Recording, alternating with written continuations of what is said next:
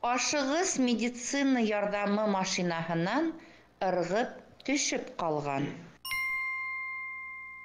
В Уфе мужчина выпрыгнул из машины скорой помощи на полном ходу. Өфөлә ир кеше ашығыс медицина ярдамы машинаһынан ырғып төшөп калган. Эхо Москвы в Уфе и общественная организация «Берзямлек» представляют рубрику «Говорим по-башкирски». Вы слушаете «Уфимский разворот». Программу, в которой ваше мнение может быть услышано, голос учтен, а СМС-сообщения прочитаны в эфире нашей радиостанции. Слушайте «Уфимский разворот» по будням с 9 утра. Да не просто слушайте, участвуйте. Робость, ужас, трепет. Выжить, скрыться, сбежать, прежде чем он узнал. Шансов мало, как рентген всех сканирует он, чтобы все чтили закон. И вот бывший бай надменный тоже строит и метет. И он говорит: шеф, как же нужны нам были эти перемены. Даешь улов, надой и приплод. В ураган снег спасет ради Хабиров. Наш башкортостанский superhero man. Если что не так, пиши в Facebook Хабирову. Бо я хочу, чтоб там админом я был. Доброе утро! Здравствуйте, в эфире «Уфимский разворот». И мы его не начали... сошли с ума, ребят, мы не сошли с ума. Вы только что прослушали гимн, видимо, новой республики нашей. Это творчество Ростислава Мурзаголова, приуроченное к тому, что сегодня радио Хабирову, сколько, 55 лет? 55. День рождения. Таким вот образом сотрудники поздравляют временно исполняющего обязанности главы региона с днем рождения. Вот эту песню, кстати, вы можете полностью у нас на сайте найти, послушать, посмотреть, даже целый клип есть. Прям вообще гениальная вещь. Она называется «Facebook Хабирова». Почему-то именно вот эта фраза, скажем, вынесена в заголовок. И полная версия у нас прямо на сайте в разделе «Блоги». Видимо, рассчитана в основном на Facebook. Ну да ладно. Руслан Валиев, Елена Черкова, Александр Егошин за звукорежиссерским пультом сегодня у нас. Мы, как обычно, в прямом эфире. +7 927 304 1051. Номер для ваших смс-ок и сообщений в Телеграм. Трансляции на Ютубе, на Фейсбуке запущены. Мы там махали руками и фонариками под песню. Там было весело. Ну что, мы, как обычно, почитаем прессу, да, поголосуем. Мы поголосуем, почитаем прессу. Сразу проанонсирую, что во второй части у нас будет серьезная тема. В гостях начальник отдела организации перевозок Управления транспорта и связи администрации Уфы Альберт Сафаров. Поэтому, кого волнует тема общественного транспорта, конкретных частных случаев и, в общем, присылайте свои вопросы. Уже можете присылать. +7 927 304 1051. А начнем мы с обзора прессы. Сегодня у нас сайты. Уфа-1 пишет о том, как жителю Сибая отказали, вероятно, в медицинском обслуживании, точнее даже не так, отказали в томографии легких, якобы причина его заболеваний не в смоге. Вот такая вот предыстория. По словам супруги мужчины, врачи не хотят связывать заболевания горожан с экологической обстановкой. И поэтому не делают томографию. Да.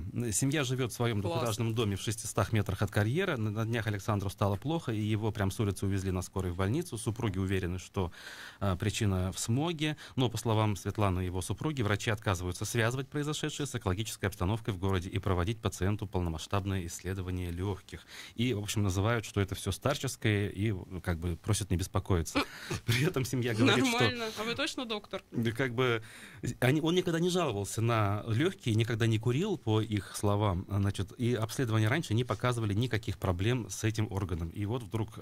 причем он, кстати, говорит, что у него по жизни обостренное обоняние, то есть он хорошо чувствует запахи. Кстати, такие люди бывают, да? Именно они часто работают парфюмерами, например.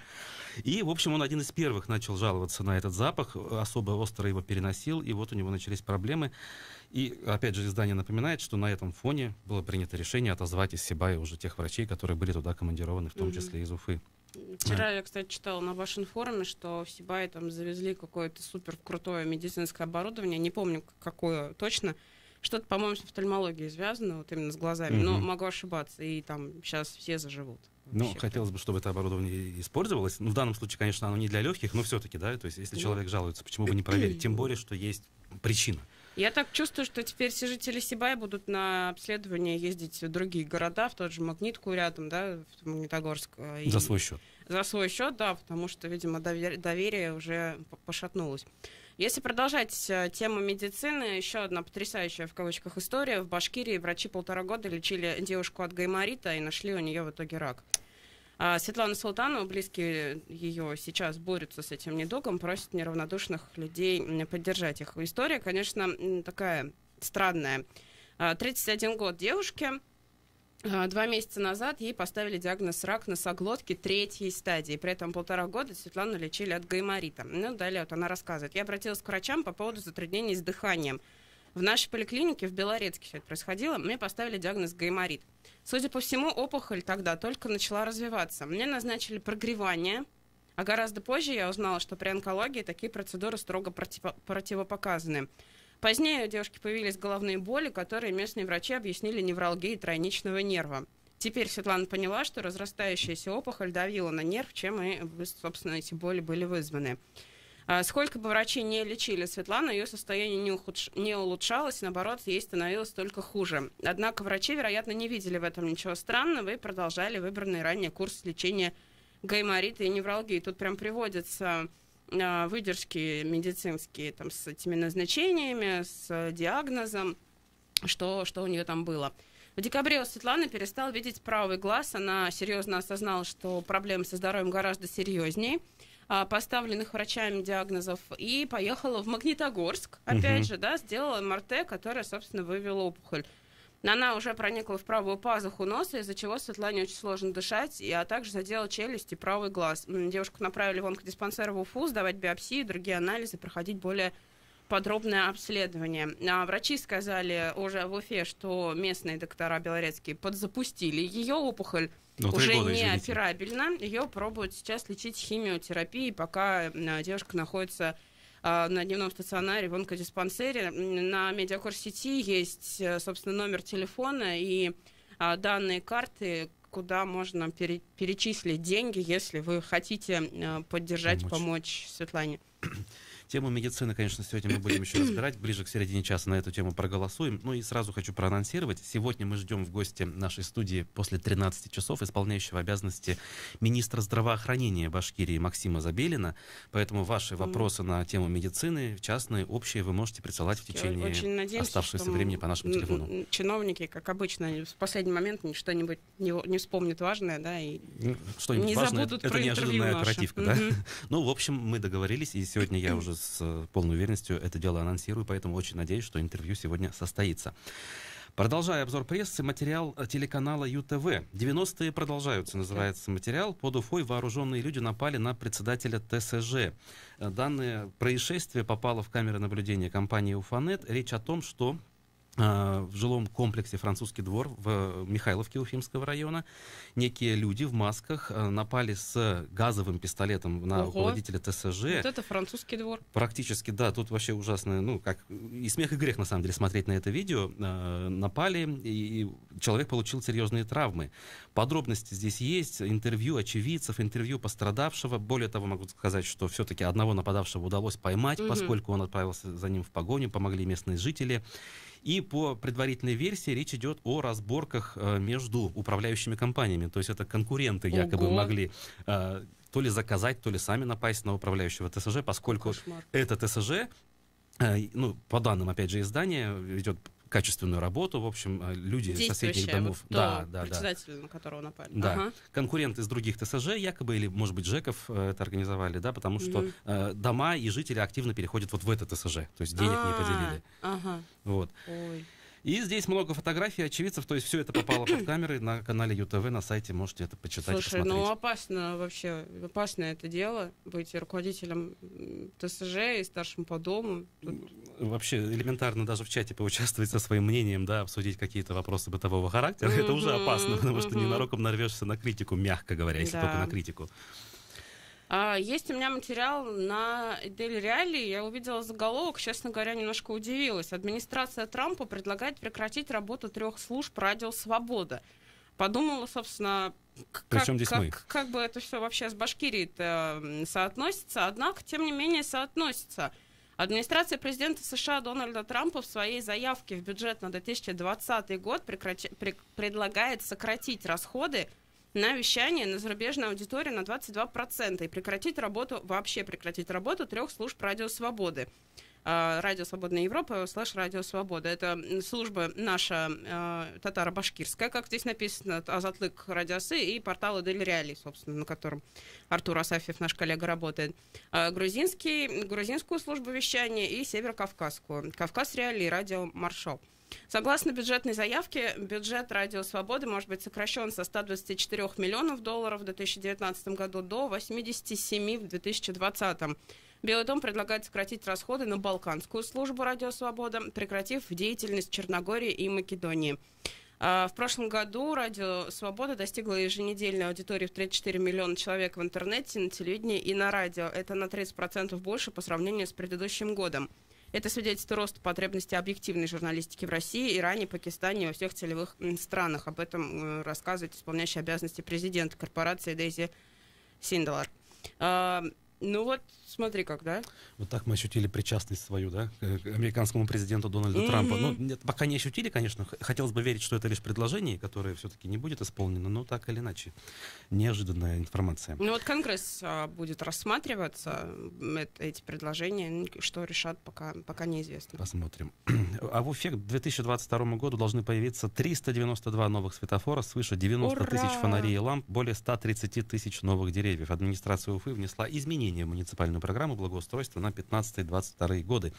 Такое постановление подписал сити-менеджер Ульфат Мустафин. Данный материал есть на медиакор сети, но конкретных подробностей, что изменится, там, куда эти светофоры будут установлены, информации, к сожалению, нет. Я еще коротенько прям расскажу, что уфимцам предлагают придумать имена для медвежат, которые родились в вольерном хозяйстве предприятия Горзеленхоз. Я сейчас напомню, что эти медвежата находятся в парке лесоводов вместе со своей мамой медведицей Машей. Они уже вышли. Сколько их? Двое медвежат, да, два медвежонка. Им почти 3 месяца. В принципе, посмотреть на них уже сейчас вроде как будет можно к концу недели. Вчера Ульфат Мустафин об этом на оперативке рассказал, и он же предложил придумывать этим медвежатам имена. Можно предложить свои варианты в соцсетях Уфимской мэрии. Я вчера читала, по-моему, на медиакор сети, что было 2 варианта уже предложено. Одного медвежонка предлагали назвать Ульфат, другого Ирик, в честь Ирика Елалова. Но, как написано, наши коллеги заметили, что предложения повесели, а потом исчезли. Не хотят, видимо, медвежат называть. Жаль только, что наши медвежата чаще всего уходят в другие зоопарки, то есть они здесь не остаются, количество медведей не увеличивается. Но имя-то останется. Останется ли? Это вопрос. Понравится ли новым хозяевам? Друзья, если у вас есть идеи, то идите на сайты мэрии и их соцсети и предлагайте свои варианты. Мы заканчиваем обзор прессы. Да, сейчас предлагаем вам послушать отрывок из вчерашней программы «Персонально ваш». У нас в гостях был Андрей Потылицын, политтехнолог. Мы с ним говорили про реакцию Радия Хабирова на приезд Никиты Исаева в Башкирию. Андрей, мы с вами остановились на вот этой ситуации с Никитой Исаевым по поводу его заявления о том, что, возможно, он станет тоже участвовать в этих выборах. Честно сказать, возникает какое-то ощущение, что может оказаться в результате, что Исаев-то на самом деле и есть тот самый парень, как вы говорите, из Челябинска. У вас такого ощущения нет? И что вас в этой истории не коробит? Нет, пока у меня такого ощущения нет, но я вполне это допускаю, если у него действительно есть некая опора или ключик от одной из башен Кремля, где этот момент санкционирует существует, а такая башня существует, соответственно, да, ну почему нет? Он яркий, харизматичный, заметный, уже нашуметь успел. Как заход, да, вполне. Ну, я пока вот не рассматриваю этот вариант. Если все-таки предположить, что это действительно возможный, да, сценарий, можно ли предположить, что вот эта вся реакция сибайских активистов, некоторых, вот тех особо агрессивных, а потом реакция Радия Хабирова, про которую, конечно, обязательно стоит отдельно поговорить, это все такой прям вот сценарий, достойный Оскара? Ну, возможно, если это кто-то очень хорошо все продумал, я имею в виду, если это заход Исаева в качестве кандидата на пост губернатора, ну, тогда это вообще грандиозная постановка, все здорово придумано. Я так как зритель это оцениваю. Пока я все-таки бы воздержался от такого прогноза, не знаю, это чисто мои ощущения такие вот когнитивные.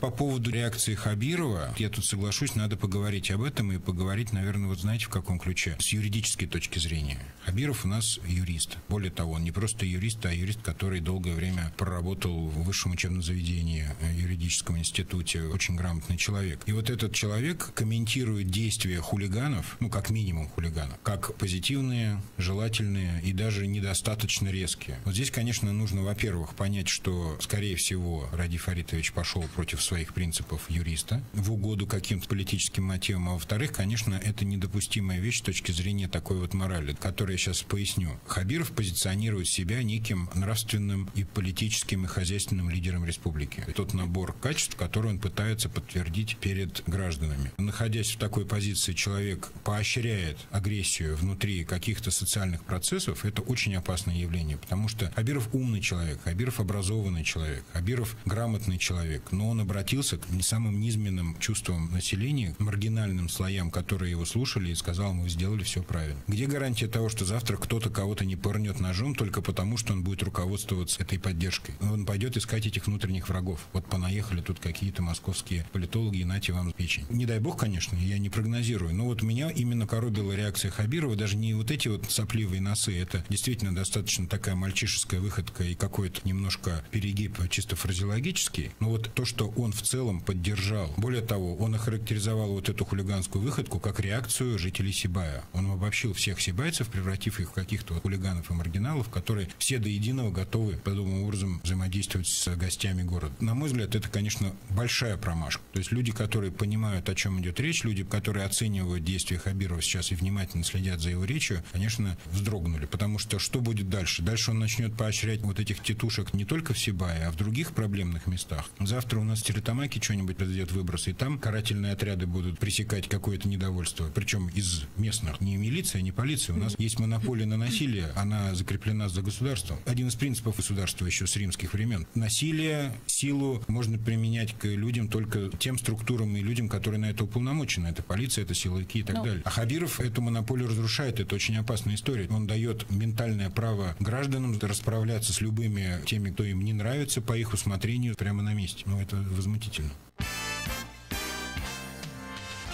Это был фрагмент программы «Персонально ваш». Я напомню, в гостях у нас вчера был политтехнолог Андрей Потылицын. Этот эфир вы можете еще раз посмотреть и послушать на нашем сайте hmskaufa.ru в разделе «Программы», в канале на YouTube и в группе нашей в Фейсбуке. А сегодня в гостях программы «Персонально ваш» после 15 часов будет общественный деятель Азамат Галин. Вопросы вы можете присылать заранее, как и гостю, который у нас будет в студии после 13 часов, исполняющий обязанности министра здравоохранения республики Максим Забелин у нас будет в программе интервью после 13 часов 5 минут, поэтому тоже не пропустите и вопросы присылайте. А сейчас мы хотим вернуться к теме здравоохранения. Дело в том, что вчера прошла информация, в том числе у нас на сайте есть эта новость. Проект указа опубликован на сайте Минздрава о том, что врачи Башкирии дополнительно будут получать по 6 тысяч рублей за диагностику рака.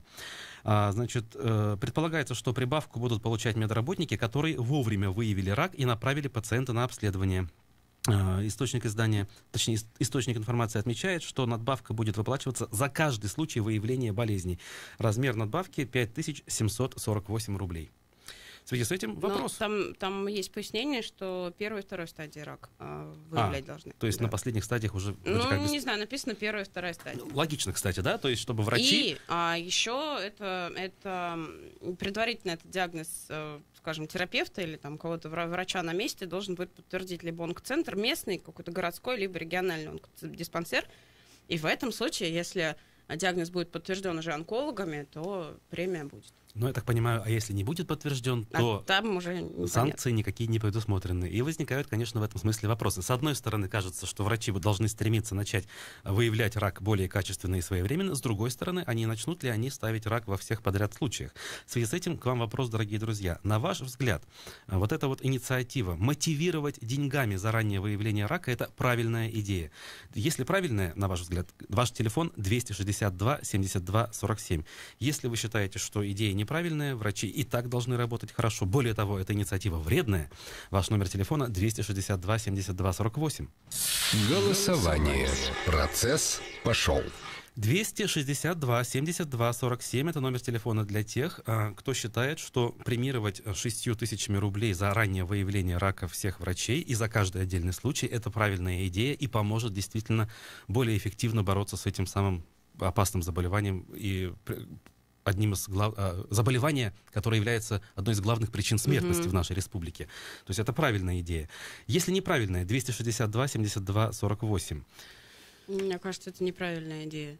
Мне кажется, что нужно думать не о том, чтобы врачи больше выявляли рак и платить им за это деньги, а делать для врачей нормальные условия работы, а не создавать такие условия, когда врач должен в одной больнице работать, в тот же день бежать в другую больницу работать, а потом еще в какой-нибудь частной клинике подрабатывать, чтобы получать нормальные деньги. По выходным.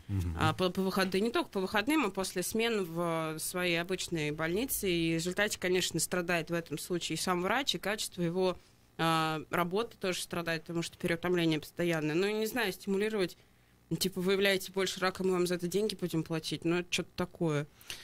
Я тоже на эту тему много думал. С одной стороны, вот вообще, да, в бизнесе, в экономике мотивация рублем — это такой рабочий инструмент, да, то есть сделай показатели, получишь больше денег, казалось бы. Так вы зарплату доведите до нормальных средних по стране как надо, а потом думайте уже об этом. Ну, про средние зарплаты, кстати, мы сегодня у Максима Забелина спросим. Там вроде как 60 тысяч рублей, да, хорошие зарплаты у врачей у нас средние. Но это вопрос другой. Друзья, если вы считаете, что мотивировать деньгами за раннее выявление рака — это правильно, 262 72 47, неправильно, 262 72 48. Давай будем уходить на новости, пусть наши слушатели голосуют, после них вернемся, подведем итоги.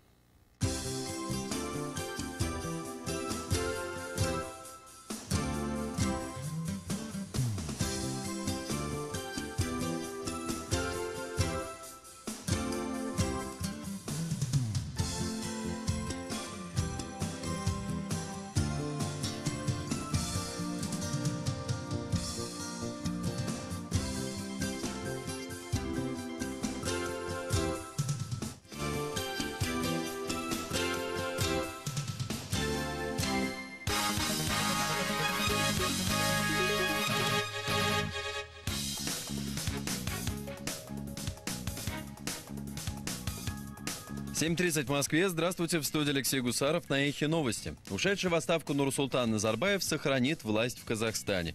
Как отмечают ведомости, он остается главой Совета Безопасности, чьи возможности даже превышают полномочия президента.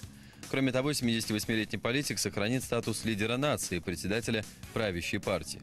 Накануне Назарбаев, который уже почти 30 лет находится у власти, передал президентский пост давнему соратнику. 65-летний Касым-Жомарт Токаев был главой МИДа, премьер-министром и до последнего времени спикером Сената. Токаев будет полноправным президентом до истечения срока, на который был избран Назарбаев, то есть до апреля 2020 года.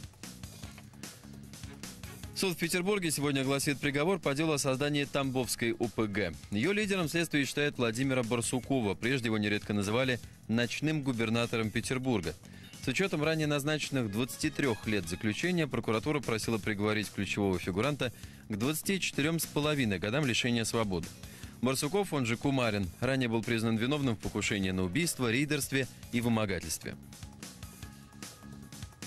В Исландии истребители НАТО были подняты на перехват из-за российских самолетов. 2 противолодочных Ту-142 были замечены вблизи воздушной границы страны.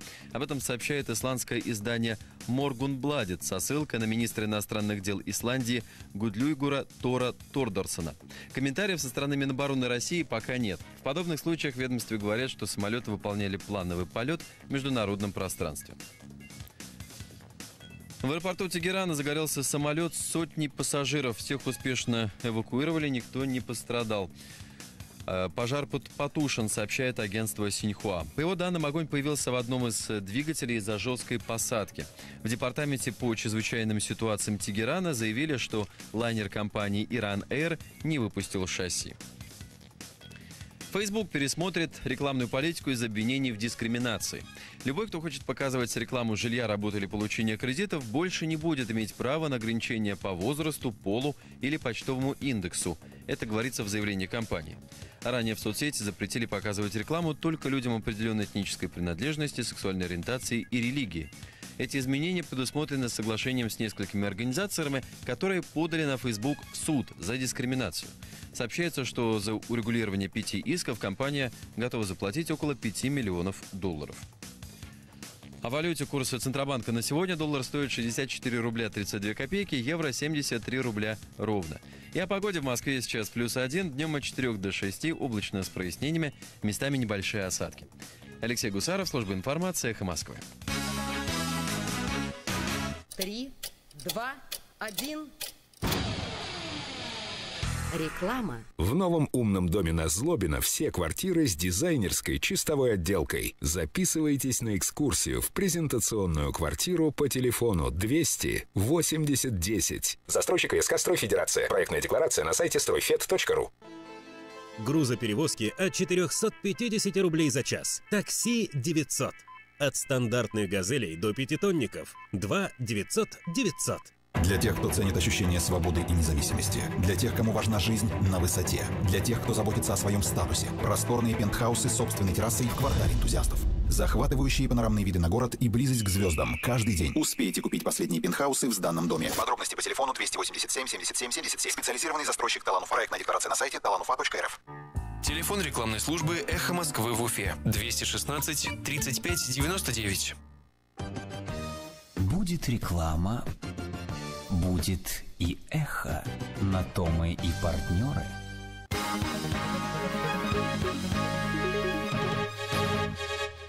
На Эхе Уфе новости. У микрофона Елена Черкова. Здравствуйте. Директор Уфа-водоканала Ильяс Гильмудинов отстранен от должности на время проведения служебной проверки. Об этом сообщает «Коммерсант» со ссылкой на мэрию города.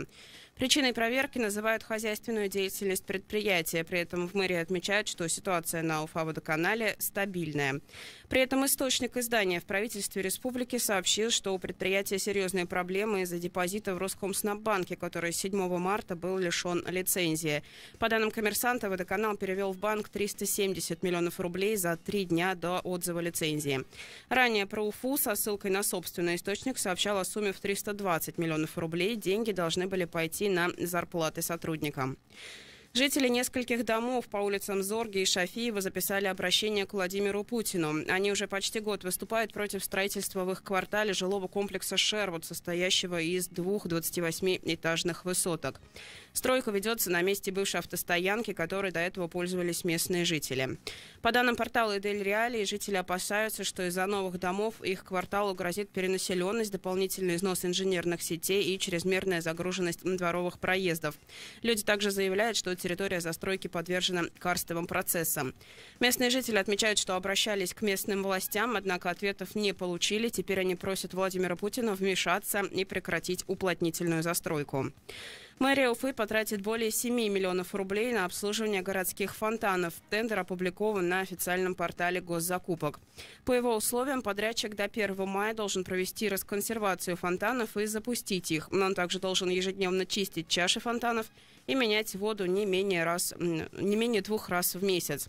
Обслуживаться фонтаны будут до 31 октября. Подрядчика выберут 23 марта. И завершение выпуска о погоде. В Уфе сейчас ясно и -6. Ветер южный до 1 метра в секунду. Днем солнечно и до +3 градусов. Елена Черкова, служба информации «Эхо Москвы» в Уфе. Радиостанция «Эхо Москвы» в Уфе представляет «Уфимский разворот». Программу, в которой ваше мнение может быть услышано, голос учтен, а СМС-сообщение прочитано в прямом эфире. Слушайте «Уфимский разворот» по будням с 9 утра. Да не просто слушайте, участвуйте.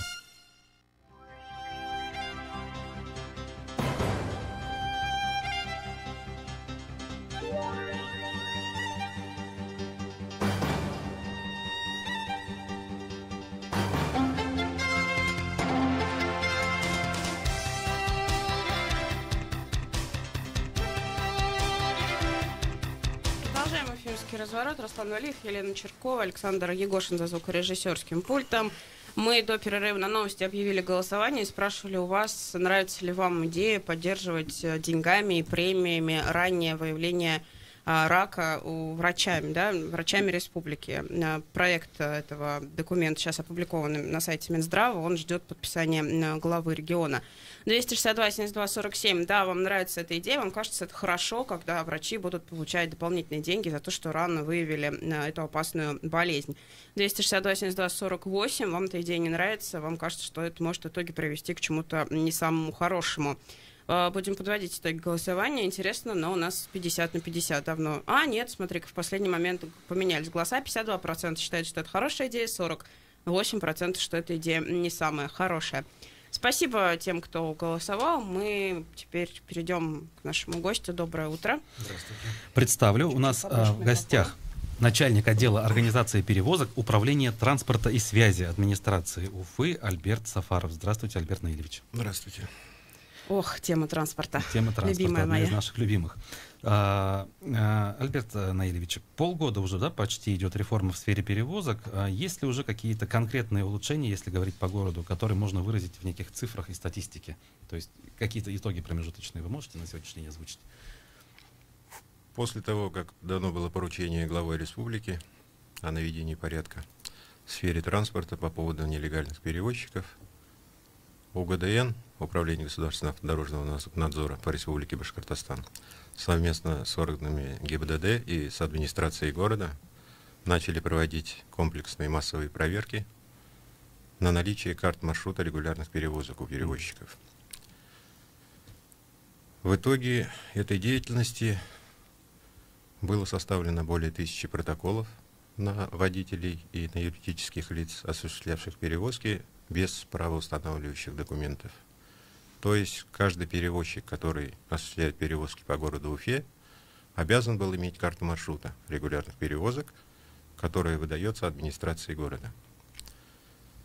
По городу курсировало примерно 3200 автобусов вместе с троллейбусами и трамваями.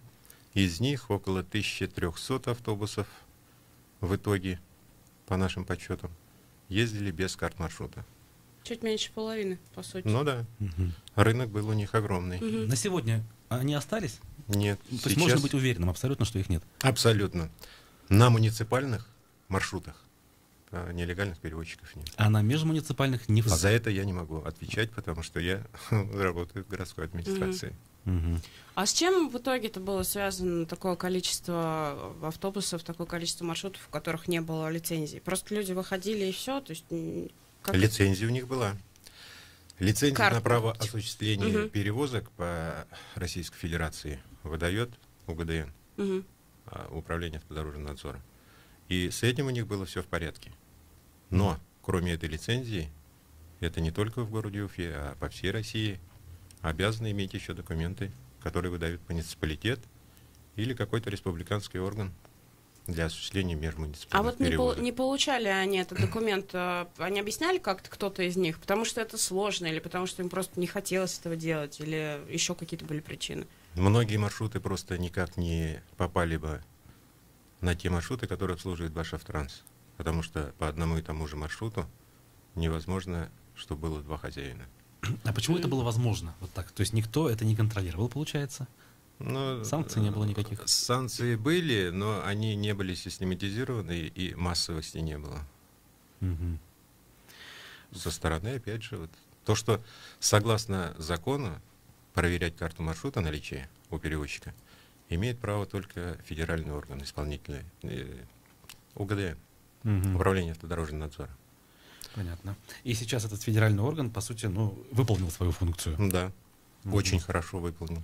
27 маршрутов было нелегальных, получается, вот после всех этих рейдов ушли из города 27 маршрутов. Просто возникает вопрос, почему вроде орган федеральный, а выполнил эту функцию только тогда, когда в регионе поменялось руководство и призвало этим заняться? Он и до этого выполнял, просто не в тех объемах, каких надо. Они не были массовыми. И тотальный. Да, вы говорите, ушли 27 маршрутов, да, с одной стороны, то есть это хорошо, потому что с рынка ушли нелегалы, все что угодно могло случиться, да, и никто бы за это потом не отвечал, там, в случае какой-то аварии. Но, с другой стороны, многие люди жаловались на то, что с уходом вот этих нелегалов с маршрутов они не могут там с точки А в точку Б доехать. А сейчас поступают ли жалобы в администрацию города на то, что не хватает автобусов? Как вы с этим боретесь? За год перевозится около 240 миллионов пассажиров. Если мы поделим, получится около 600 поездок в день. Если мы поделим хотя бы там из-за того, что кто-то с пересадкой едет на 2,5, это 250 тысяч жителей пользуются общественным транспортом. Вы думаете, из 250 тысяч будут довольны все 250 тысяч? Ну, понятно, или что... все-таки будут кто-то недоволен? Понятно, что будут недовольны, но тут же вопрос в том, насколько массовое это недовольство, да, если есть много людей, которые жалуются, что там у них нет маршрута теперь, которым они привыкли пользоваться. Такого нет. Из любой точки города в любую точку города можно доехать максимум с одной пересадкой. В большинстве случаев без пересадок. Для тех, у кого есть ЕСПБ, наши незащищенные слои населения, пенсионеры, социальная карта. Да, они могут кататься целыми днями за 600 рублей в месяц. Поэтому здесь никаких вопросов нет, что откуда-то из точки А в точку Б нельзя доехать. Но хочу сразу добавить, после того, как начались эти проверки, администрация тут же приняла меры, она провела работу очень кропотливую с перевозчиками официальными, которые имеют карту маршрута. И они возобновили те маршруты, которые были до этого убиты нелегальными перевозчиками. Потому что конкуренцию не выдерживали официалы из-за того, что нелегалы давили их массовостью. И они уходили с рынка с этих маршрутов. 14 маршрутов, которые не работали, но которые были официально в реестре, они возобновили свою работу. Поэтому здесь вообще коллапса никакого не было. Это мы сработали, начиная с первого дня. При этом по 18 маршрутам мы изменили схемы движения. Там, где ездили нелегалы, и они ушли. И вот, как вы говорите, из точки А в точку Б невозможно было попасть. Схема движения была изменена на 18 маршрутах, и мы перекрыли эти участки. Плюс на 7 маршрутах мы добавили карты. Вот ожидается новый конкурс на маршруты 257, 255, и еще анонсировали 278, однако в последний момент вот он пропал из новостей. Это как вообще решается, как это происходит? И, кстати, почему вот 278 исчез? Или это он никуда не исчез. Не исчез? Просто пока не объявили. Это не такая быстрая процедура, надо же делать все по закону, поэтому сейчас уже документация подготовлена, как раз на все эти 3 маршрута. Будут собраны в течение месяца после объявления конкурса заявки от перевозчиков, которые захотят работать на этих маршрутах. Потом будут обработаны результаты, объявлен победитель, и в течение 30 дней начнет работу. То есть летом эти маршруты будут работать, если заявится перевозчик. Потому что может получиться вдруг, я на всякий случай про запас говорю, если, например, заявится один человек, один перевозчик, или никто не заявится, то, естественно, конкурс не состоялся. Не хотелось бы по 257-му прям всех перевозчиков призываю пойти на конкурс. То есть, это яркий. Да, это моя личная боль. Это моя личная боль. Несколько моих обращений в мэрию. Я там живу. То есть, смотрите, если 21 мая все будет хорошо и конкурс пройдет, то в течение месяца, через месяц, грубо говоря, 21 июня, да, мы уже, жители Яркова, поедем на новых маршрутках. Поедем. Супер. Есть вот тема оплаты, да, вы ее упомянули. Насколько реально в этом году сделать единую систему по всем перевозчикам, государственным и частным? Ну, в этом году это нереально. Для того, чтобы ввести единую транспортную карту, надо для этого надо, чтобы все перевозчики работали по регулируемым тарифам. Потому что единая транспортная карта подразумевает, что может быть даже единый часовой билет, что я сел в трамвай, пересел на автобус Башавтранса и в течение часа еще пересел на частник. Вообще надо, конечно, 2 часов для Уфы. Но это по-хорошему. По-хорошему вообще можно и суточно, конечно. Ну, как вариант тоже, да. Ну, то есть в этом году мы этого ждать не приходится. все, кто будет работать по регулируемым тарифам, это реально в этом году. Мгм. Потому что, я не сказал еще, в этом году постановление главы города подписано 23 января о документе планирования регулярных перевозок по городу Уфе. И в нем все это прописано, когда конкурсы, когда переводить с нерегулируемых тарифов на регулируемый тариф. В итоге в этом документе запланировано, что количество маршрутов, которые работают по регулируемым тарифам, возрастет с 44 до 66. То есть это те частные перевозчики, которые начнут работать. Немножко сейчас поработаю блондинкой. Нерегулируемый и регулируемый. Поясните, пожалуйста, вот терминологию. Регулируемый тариф — это... Который подразумевает дотацию со стороны или то есть республики, это или ваши города. автотранспортные автобусы, трамваи, троллейбусы. Да, Угу. сейчас да. Все остальное, маршрутки вот эти, это нерегулируемые. И Угу. из-за того, что они нерегулируемые, по закону они устанавливают стоимость проезда самостоятельно. А им вообще интересно было бы поучаствовать вот в этом едином билете? Им это надо вообще? Они же могут... Конечно. Надо. То ли я работаю и зарабатываю то, что заработал, а то ли я буду работать по регулируемым тарифам, зная наперед условия игры и зная, что я получу тот доход, который уже запланирован. Даже если я не перевезу пассажиров. Да, если никто не будет ездить. Нам тут слушатели наши смс-ки пишут, я напомню еще раз номер, +7 927 304 10 51. Любовь пишет: верните 262 маршрут и установите старый маршрут 31-го автобуса. Как я уже сказал, сколько людей, столько мнений. 31-й маршрут, мы изменили схему движения, то, что я говорил ранее, для того, чтобы убрать жалобы пассажиров будущие. Потому что он ездил по Кувыкино, а когда 262-го нелегального не стало, его ведь никто не убирал, я говорил, они работали незаконно. Их никто не вытеснял с рынка. Они ушли из-за того, что они незаконные перевозчики. Поэтому как можно восстановить незаконный? И еще после того, как мы уже сделали определенные шаги. Вот 31-й сейчас он ездит через президент отеля, захватывая «Аврору». То, что захватывал 262-й. Согласен, на 31-м сейчас тяжело ездить из-за того, что сейчас не стало 262-го. Но одновременно с этим мы ввели 234-й, который ездит по старой схеме 31-го маршрута. Так что тут проблема только в том, что это если социальные слои. Смотрите, по инфраструктуре хотелось бы несколько вопросов задать. С одной стороны, вот есть вопрос турникетов, да, насколько они логичны и уместны в современном обществе. У вас есть на этот счет позиция, кстати? Мэрия как-то на это влияет? Вот будут использовать в автобусах их или нет? Насчет мэрии я сказать не смогу, только свое личное мнение. То, что эти турникеты сейчас начнут устанавливаться, я считаю, что это, в принципе, очень хорошее дело для того, чтобы упорядочить оплату проезда, хотя это, конечно, внесет коррективы в быстроту захождения и выхода нет, выхода не затруднит, а заход пассажиров. Но это хорошее дело.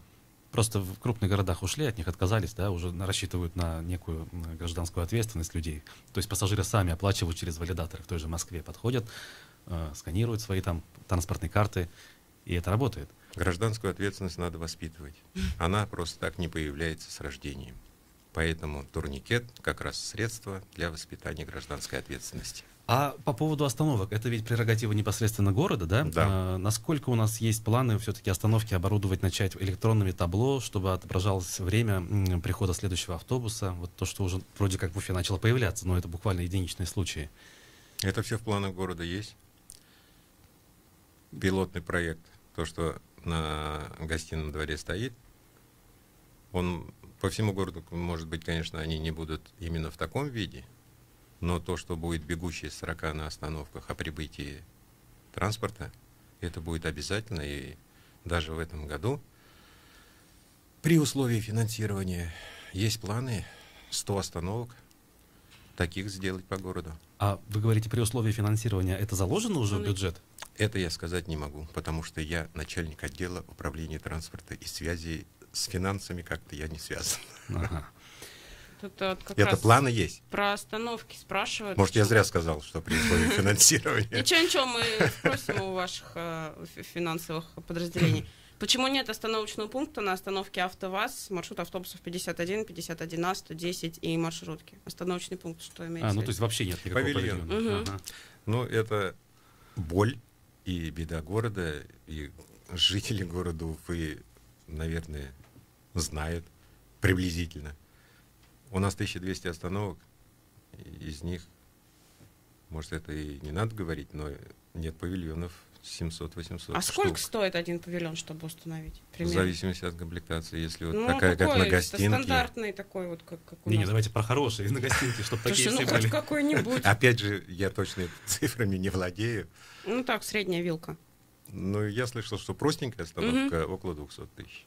А это уже, естественно, не подороже. такие большие деньги. Спрашивают, Не почему... такие большие деньги, пока вы не умножите на количество остановок потребных. Спрашивают, почему в Шакше после 10 часов нет движения автобусов. Не подписано, к сожалению, сообщение. Сейчас правительством выделены деньги Губашавтранс РБ на закупку 100 автобусов большой вместимости НИФАС. Уже заключен контракт, и во втором квартале этого года поступят эти 100 автобусов, из них 74 городских, они пойдут напрямую в Уфу. И, естественно, востребованные маршруты будут усилены этими автобусами. То ли сейчас ездит 260 автобусов НИФАС, а то ли будет плюс 74. Шакша, ну, скорее всего, тоже так же туда попадет. Хотя там есть и частные перевозчики. Это, скорее всего, про Башавтранс. Еще одна смс, тоже от Альберта, как раз в продолжение вот автобуса большой вместимости, спрашивает, за городом будут ли они, вот Федоровка и Карпова, например. По межмуниципальным маршрутам это вопрос надо относить к Государственному комитету Республики Башкортостан по транспорту и дорожному хозяйству. В современном обществе, да, вот принято мобильные телефоны использовать.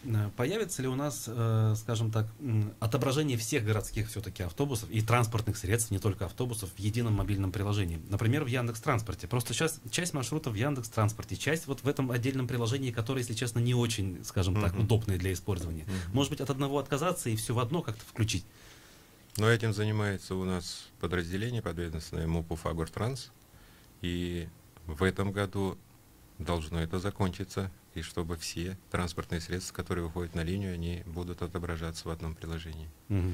Ну и электротранспорт хотелось бы тоже, конечно, осветить. Вот идет реформирование, МОЭТ у нас банкрот, новая организация уже создана, по сути, да, и все активы туда передаются. Но есть ли шанс вообще развить электротранспорт, не вкладывая деньги, то есть не обновляя инфраструктуру, прежде всего трамвайных путей? Много лет уже об этом говорим, да, какие-то реформы проводим, но фактически ведь мы понимаем, что никакие вот эти вот изменения собственников не приведут к тому, что люди начнут активно пользоваться трамваями, и он станет прибыльным. Если воплотятся планы, которые есть у городской администрации, то мы привлечем пассажиров, если соединим север с югом, то, что было разорвано. Потому что это очень сильно ударило по МУЭТу. После того, как эти линии с проспекта убрали, доход там упал на следующий же год почти в 2 раза. И падение продолжается ежегодное. Поэтому если глава республики в принципе хорошо относится к городу и поддерживает, поэтому я думаю, возможно, будет соединение опять север с югом или по проспекту, или по Комсомольской трамвайными путями. Приоритетный вариант пока неизвестен, обсуждения какие-то идут? Ну, пока заложено то, что по Комсомольской, но просто в последнее время стали появляться мысли, что и по проспекту может быть. А проект, который был заморожен, по-моему, в 2014 году, скоростного трамвая, вот это Блюхера, вся история, да, при Елалове, которая была, она все уже полностью ушла? Полностью. Там же народ, вот про мнение народа. Если бы мы запустили, такая была бы разгрузка проспекта Октября. Но послушали народ. Но я так понимаю, это решение принимали все-таки не в мэрии, а в республике. Этого я не знаю.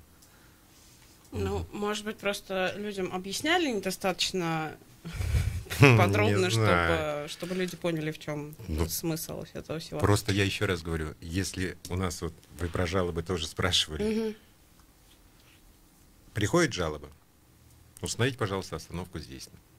Устанавливаем. Через месяц приходит жалоба. Уберите остановку.